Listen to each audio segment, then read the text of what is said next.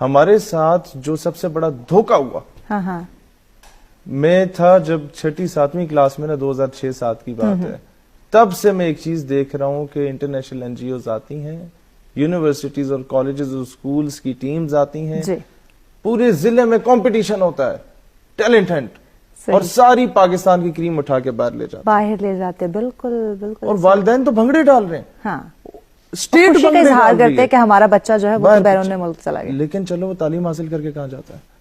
وہیں پہ ہوتا ہے، وہیں پہ، بالکل. اور پھر ہم نے جہاں مار کھائی، بھئی روزگار نہیں ملنا اس قوم کو، خاص کر جو کووڈ میں لوگوں نے پڑھا ان کو تو بالکل بھی نہیں ملنا. صحیح. جو ہم نے احسان کیا نا تعلیم کے نام پہ. میں آپ کو ایک بات بتاتا ہوں، ہم نے اسکل بیسڈ ایجوکیشن نہیں لائی. آپ یاد کریں اپنے کالج کے ٹینیور کو، بالکل بالکل 90% مارکس رٹا لگانے کے تھے تھیوری کے، 10% مارکس پریکٹیکل کے تھے. وہ پریکٹیکل کاپی ہم لوگ 500 روپے دے کے باہر سے بنواتے تھے کہ نہیں بنواتے تھے؟ ایسے ہی ہے. اسی طرح بہن ہم نے وہ، اچھا پھر پریکٹیکل جس دن ہوتا تھا وہ 10 یا 15 نمبر کے پریکٹیکل کے لیے بھی ہم اپنے چچا جان یا مامو جان سے کال کرواتے تھے، بالکل، کہ ساڈے پتر دا فلاں سکول اس پریکٹیکل ہے، مہربانی چا کرو. ہاں ہاں، 33% مارکس لے کے ہم نے پاس ہونا تھا، اور پریکٹیکل کے 15% مارکس لے کے، 15 کے 15 پورے نمبر لے کے ہماری ریشو جو ہے 50% کے قریب چلی جاتی تھی. جب آپ سکل دے ہی نہیں رہے بچے کو. میرا ایک دوست ہے ارسلان اس کا نام ہے، اس نے سمپل میٹرک کی ہے، ٹھیک ہے، لیکن وہ اس کے انڈر کئی سافٹ ویئر انجینئرز کام کر رہے ہیں. زبردست. اس نے سکل سیکھی ہے، تعلیم نہیں سیکھی. تعلیم نے آج ڈاٹ پی کے کی سب سے زیادہ ڈومینز پاکستان میں وہ سیل آؤٹ کر رہا ہے.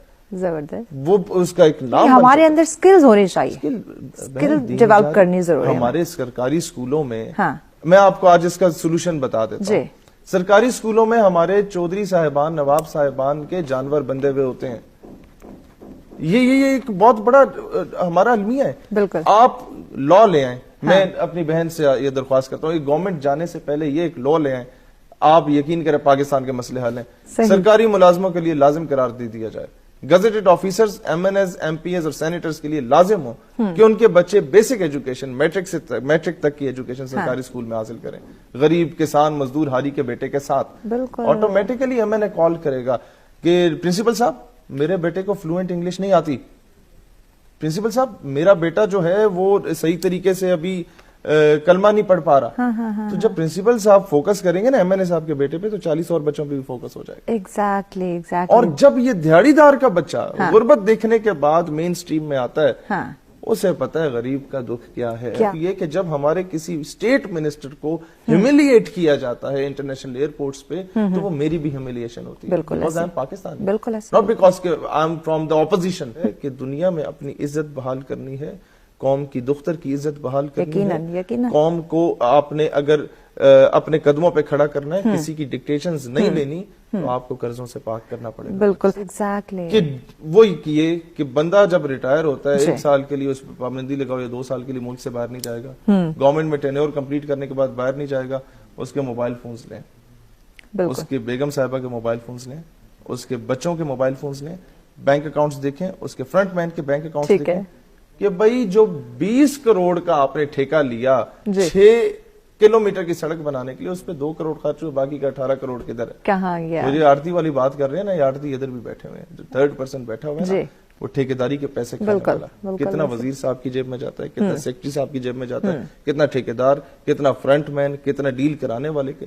یہ قانون لے آئیں بہن، بالکل اس کو امپلیمنٹ، حالات خود بخود انشاءاللہ بدل جائیں گے. غداریاں ختم ہیں، کرپشن ختم ہے، قرضے ختم ہے. کچھ سجیشنز دینا چاہتا ہوں گورنمنٹ کو کہ اگر اس کو امپلیمنٹ کیا جائے تو شاید پاکستان کے حالات بہت بہتر ہو سکتے ہیں، قرضہ اتارا جا سکتا ہے.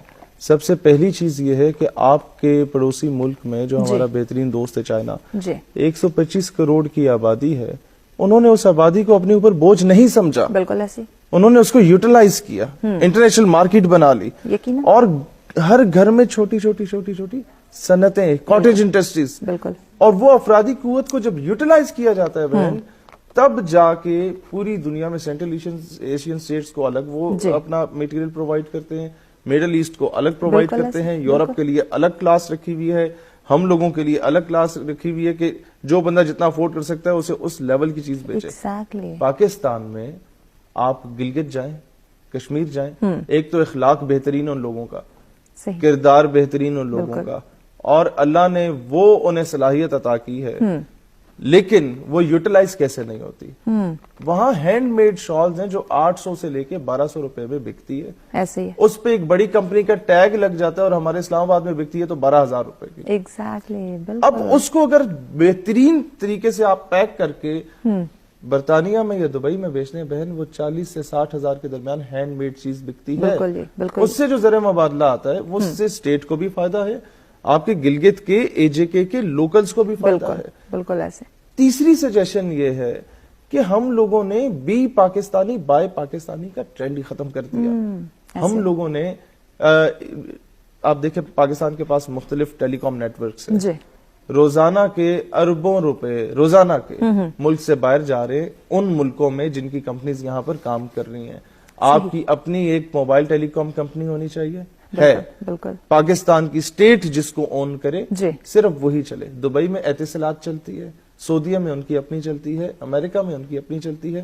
ہم لوگوں نے اتنا زیادہ جو کیا ہے، پھر اس سے وہ ٹیکس ہمیں مل نہیں رہا، اور مطلب ٹیکس اس نوعیت کا نہیں مل رہا کہ ہم لوگ اپنے قدموں پہ کھڑے ہو سکے.